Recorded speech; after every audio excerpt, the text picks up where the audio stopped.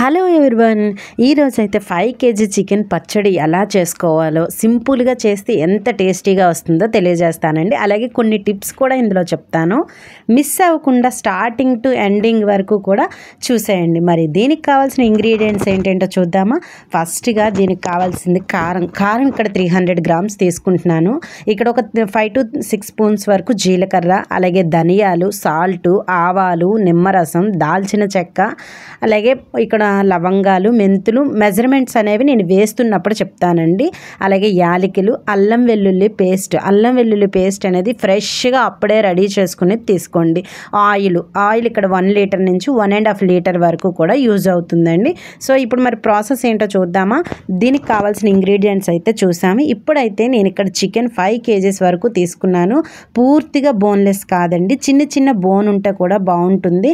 అలాగే ఇక్కడ చూసారు కదా పీసెస్ సైజు, ఆ పీసెస్ సైజు ఉంటే సరిపోతుంది. ఫస్ట్గా వాటిని నేను పసుపు, సాల్ట్ వేసి మంచిగా క్లీన్ చేసుకున్నాను. క్లీన్ చేసుకున్న తర్వాత దీంట్లో సాల్టు, మరలా పసుపు వేసి మంచిగా కలుపుకోవాలి, అన్నీ మిక్స్ అయ్యేటట్టుగా ముక్కలు. పసుపు ఎందుకు వేస్తున్నామంటే నీచు వాసన పోవడం కోసమని మనం ఇక్కడ పసుపు వేసుకుంటున్నాం. సాల్ట్ ఎందుకు వేస్తున్నామంటే ముక్కకు మంచిగా పడితే మనం తినేటప్పుడు పర్ఫెక్ట్గా ఉంటుంది. సో అందుకని వీటన్నిటిని కలిపి మంచిగా మనం ఇలా ఉన్న తర్వాత దీన్ని పొయ్యి మీద పెట్టుకోవాలి. ఇలా మనం స్టవ్ మీద పెట్టుకునేటప్పుడు ఈ పీసుల్లో నుంచి, చికెన్లో నుంచి మనకు వాటర్ అనేది వస్తుంది. అంతేకాకుండా సాల్ట్ వల్ల కూడా వాటర్ వస్తుంది కాబట్టి మొత్తం డ్రై రోస్ట్ అయ్యేంత వరకు కూడా మంచిగా ఫ్రై చేయాలి. నేను ఇక్కడ చూసారా ఆయిల్ కానీ వాటర్ కానీ ఏమీ వేయలేదు, మంచిగా డ్రై రోస్ట్ అవ్వాలి. ఇవి డ్రై రోస్ట్ అయ్యేలోగా ఇక్కడైతే ఒక పెనం పెట్టుకొని 5 కేజెస్కి ఎంత కావాలో చెప్తున్నాను. యాలకులు అయితే ఒక 30 వరకు తీసుకోవాలి. లవంగాలు కూడా ఒక 30 తీసుకోండి. దాల్చిన చెక్క మామూలుగా చెప్పాలంటే ఒక 10 ఇంచెస్ అనుకోండి. 10 ఇంచెస్ అయితే పర్ఫెక్ట్గా ఉంటుంది. ఇవి కొంచెం ఫ్రై అవ్వాలి. ఇవి ఫ్రై అయిన తర్వాత ధనియాలు ఒక 10 or 20 స్పూన్స్ వరకు, అంటే మీకు గ్రేవీ ఎక్కువగా కావాలనుకుంటే ఒక 20 స్పూన్స్ తీసుకోండి. లేదు అనుకుంటే ఒక 10 స్పూన్స్ అయితే సరిపోతుంది. ఇవన్నీ కూడా మంచిగా ఫ్రై అవ్వాలి. ఫ్రై అయిన తర్వాత జీలకర్ర 4 స్పూన్స్, అలాగే మెంతులు వచ్చి మనకి అంటే చేదుగా ఉంటుంది స్టార్టింగే, కానీ పచ్చడికి చాలా టేస్ట్ని ఇస్తుంది కాబట్టి మెంతులు ఒక 3 స్పూన్స్.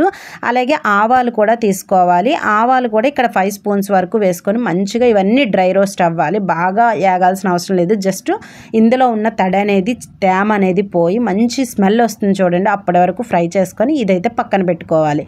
ఈలోగా మనకి చికెన్ కూడా డ్రై రోస్ట్ అయిపోయి ఉంటుంది కాబట్టి ఇప్పుడు మనం ఈ చికెన్ ఫ్రై చేసుకోవడానికి ఆయిల్ అనేది మనం 1 లీటర్ ఆయిల్ కూడా కట్ చేసి ఒక మంచి పెద్ద కడాయి తీసుకోండి. ఎందుకంటే చికెన్ మనం పచ్చడి అంతా ఇందులోనే పెడతాం కాబట్టి ఈ చికెన్ పచ్చడి అంతా కూడా బాగా సరిపోయేటట్టు ఒక పెద్ద కడాయి తీసుకొని ఆయిల్ వేగనివ్వాలి. ఈ ఆయిల్ వేగేలోగా మనకి ఇక్కడ మనం ఇందాక మసాలా అంతా ఫ్రై చేసుకున్నాం కదా, డ్రై రోస్ట్ చేసిన మసాలా అంతా కూడా మంచిగా మెత్తటి పౌడర్ అయ్యేంత వరకు కూడా మిక్సీ చేసుకొని పక్కన పెట్టుకోవాలి. అలాగే అల్లం వెల్లుల్లి పేస్ట్ కూడా రెడీ చేసుకొని పక్కన పెట్టుకున్నాం. ఇందాక మనం చికెన్ అయితే ఇప్పటి వరకు ఏగింది కదా, చూడండి ఎంత పర్ఫెక్ట్గా ఏగిందో. దీంట్లో వాటర్ అనేది లేకుండా మొత్తం ఫ్రై అయిపోయింది కదా, డ్రై రోస్ట్ అయిపోయింది కదా. ఇలా ఈ పీసులన్నిటినీ కూడా ఇప్పుడు మనం ఆయిల్ అయితే వేసి డ్రై రోస్ట్ అయితే చేసుకోవాలి. అయితే దీనికోసం నేను ఆయిల్ ఇక్కడ పల్లి నూనె అయితే తీసుకున్నాను, లేదా నువ్వుల నూనె తీసుకోండి, సన్ఫ్లవర్ అనేది తీసుకోవద్దు. నెక్స్ట్ ఇప్పుడు మనం ఫస్ట్గా చికెన్ ఫ్రై చేయడానికి ముందు ఈ యొక్క ఆయిల్ మరిగిందో లేదో చూడాలంటే జస్ట్ చిన్న లిటిల్ బిట్ వేసి అది బాగా ఏగుతుందో లేదో చూడండి. అప్పుడే మనకు ఆయిల్ పర్ఫెక్ట్గా మరిగినట్టు అర్థం. అప్పుడు చికెన్ కొంచెంగా, నేను ఇక్కడ తీసుకున్న 5 కేజీ చికెన్ కూడా 2 టైమ్స్ అయితే ఫ్రై చేసుకోవడానికి వచ్చింది. చికెన్ అనేది వేసి మనకి ఇదిగోండి చూసారా క్రిస్పీగా, అంటే కొంచెం కరకరలాడేంత వరకు వచ్చేంత వరకు కూడా మనం దీన్ని ఫ్రై చేసుకోవాలి. మనకు అది ఎలా తెలుస్తుంది అంటే గనక చికెన్ మంచి కలర్ రావడంతో పాటు మనం తీసుకునే గరిటెతో చికెన్ పీస్ మీద కొడితే సౌండ్ వస్తుంది. అలా వచ్చినప్పుడు పర్ఫెక్ట్గా ఏగినట్టు. నేనైతే ఇక్కడ నేను తీసుకున్న 5 కేజీ చికెన్ కూడా 2 టైమ్స్ అయితే ఫ్రై చేయడానికి వచ్చింది. ఇలా ఫ్రై చేసుకున్న తర్వాత దీన్ని కూడా సైడ్కి తీసుకొని పక్కన పెట్టుకోవాలి. అయితే నేను ఇక్కడ అల్లం వెల్లుల్లి పేస్ట్ అనేది మనం ఇక్కడ 5 కేజీస్ చికెన్ పచ్చడికి అల్లం వెల్లుల్లి పేస్ట్ మీరు తీసుకుంటే 16 స్పూన్స్ వరకు తీసుకోండి. లేదు అంటే గ్రామ్స్లో చెప్పాలంటే 300 గ్రామ్స్ వరకు కూడా పడుతుంది. అదైతే ఫ్రెష్గా అప్పుడే మీరు ఇంట్లో తయారు చేసుకునేది తీసుకోండి. బయట మాత్రం ఎట్టి పరిస్థితిలో కొనొద్దు. ఎందుకంటే స్టోర్ ఉండడానికి ప్రిజర్వేటివ్స్ కలుపుతారు. మనం అలా కలపడం వల్ల ఇది అంత టేస్ట్ అనేది ఉండదు.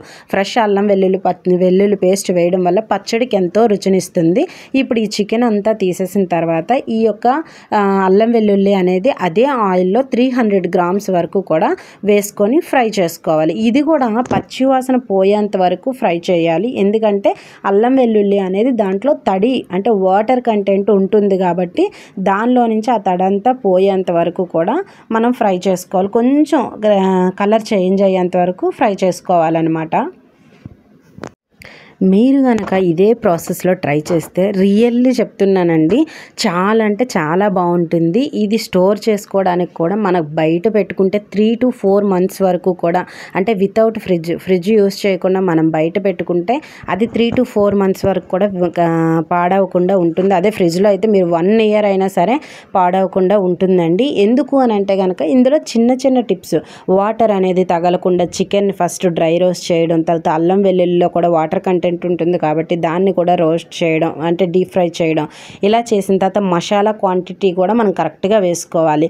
ఒక్కసారి ఆలోచించండి, అల్లం వెల్లుల్లి ఘాటు, మసాలాలు ఘాటు కాబట్టి ఇక్కడ నేను చెప్పిన మెజర్మెంట్స్ అనేది మీరు పక్కాగా ఫాలో అయితే పర్ఫెక్ట్గా ఉంటుందండి. స్పైసీ అంతా అంటే మనకి ఘాట్ అనిపించే అంతగా ఉండదు. పచ్చడికి ఏమేమి కరెక్ట్గా పట్టాలో అవన్నీ పడతాయి. నెక్స్ట్ మనం ఇలా ఫ్రై అయిన తర్వాత మనం ఇందాక ఫ్రై చేసుకొని ఉంచుకున్న చికెన్ మొత్తాన్ని కూడా ఈ కడాయిలో వేసేసుకోవాలి. అల్లం వెల్లుల్లితో పాటు అది బాగా వేగింది కదా, ఇదంతా చికెన్ని కూడా వేసేసుకొని ఈ అల్లం వెల్లుల్లి పేస్ట్తో ఇది బాగా కలుపుకోవాలి. ఇలా కలుపుకున్న తర్వాత మనకి మంచి స్మెల్ అనేది వస్తుందండి. అల్లం వెల్లుల్లి పేస్ట్ కూడా ఫ్రెష్ది కాబట్టి ఈ చికెన్ పికెల్ అనేది నేను ఎన్నిసార్లు చేసినా కూడా చాలా టేస్టీగా ఉంటుంది. మా ఇంట్లో అయితే అందరూ ఫిదా అవుతారండి. నేను ఇయర్లీ 2 times అయినా సరే చికెన్ పచ్చడి అనేది ఇంట్లో పెట్టుకొని స్టోర్ చేసుకుంటాను. కాబట్టి మీరు కూడా ట్రై చేయండి ఇదే ప్రాసెస్లో. నెక్స్ట్ మనకి ఇదిలా ఫ్రై అవుతుంది కదా, ఇది ఫ్రై అయిన తర్వాత ఇందాక మనం మసాలాలన్నీ మిక్సీ చేసి పెట్టుకున్న పౌడర్ అయితే ఉంది కదా, అంటే జీలకర్ర, ధనియాలు, ఆవాలు ఇవన్నీ మిక్సీ చేసుకున్న పౌడర్ కూడా ఇందులో మిక్స్ చేసుకోవాలి. మిక్స్ చేసుకున్న తర్వాత ఇది మంచిగా కలుపుకున్న తర్వాత ఒక 2-3 minutes వరకు ఇది ఇలా ఫ్రై అవ్వాలి. ఇది ఫ్రై అయిన తర్వాత మనం ఇందాక రెడీగా ఉంచుకున్నాం కదా కారం కూడా మనం స్పైసీ బట్టే వేసుకోవాలండి. అంటే మీరు ఎంత ఘాటు తింటారా అన్నది. కారాల్లో కూడా కొన్ని స్పైసీ కొన్ని నార్మల్గా ఉంటాయి కాబట్టి నేను ఇక్కడైతే స్పైసీగా ఉన్నదే స్పెషల్లీ పచ్చళ్ళ కారం అనేది తీసుకున్నాను. అది ఇక్కడ నేను 300 grams వరకు కూడా యాడ్ చేస్తానండి. ఇప్పుడు నేను 300 grams కారం అయితే వేసేస్తున్నాను. దాంతోపాటు సాల్ట్ ఫస్టే మనం చికెన్ ముక్కలకి పట్టించాం కాబట్టి మీ సాల్ట్కి తగ్గట్టుగా మీరు తీసుకోండి. కానీ సాల్ట్ కరెక్ట్గా ఉంటేనే పచ్చడి అనేది స్టోర్ ఉంటుంది.